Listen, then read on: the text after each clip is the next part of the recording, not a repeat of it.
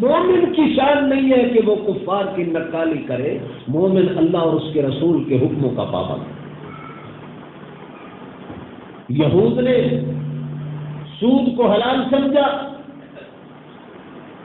انہوں نے کہا ہمارا گزارا بھی سود کے بغیر نہیں ہو سکتا۔ سود کو اللہ کے پاک رسول نے حرام کیا، قرآن نے حرام کیا، اور فرمایا الذین یاکلون الربا، جو سود کھاتا ہے، لیتا یا دیتا ہے، لا یقومون الا کما یقوم الذی یتخبطہ الشیطان من المس، قیامت کے دن قبروں سے اٹھے گا پاگل ہوگا، دماغ خراب ہوگا، جیسے دنیا میں کسی کے اوپر جنات کا اثر ہونا اور وہ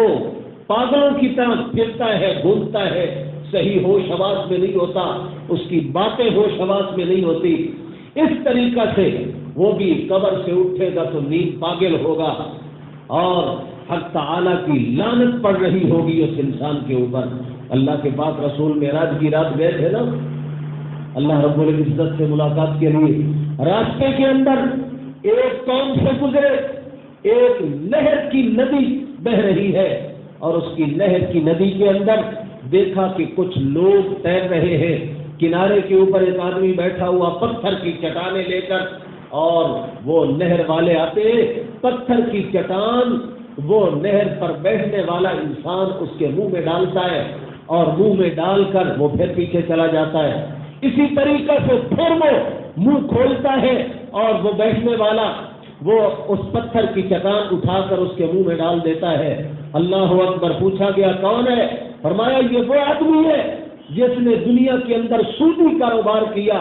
سود کا لین دین نہیں چھوڑا، آج مرنے کے بعد پتھر کی چٹانیں بھی اس کی حوث کو اور اس کی حرص کو ختم نہیں کر رہی، اس کی بھوک ختم نہیں ہو رہی، ایک چٹان ہضم، دوسری منہ کھولتا ہے، تیسرا پتھر، چوتھا، پانچواں، قیامت قائم ہونے تک اس کے ساتھ یہی معاملہ ہے۔ تو مومن آدمی کو آزاد نہیں چھوڑا گیا،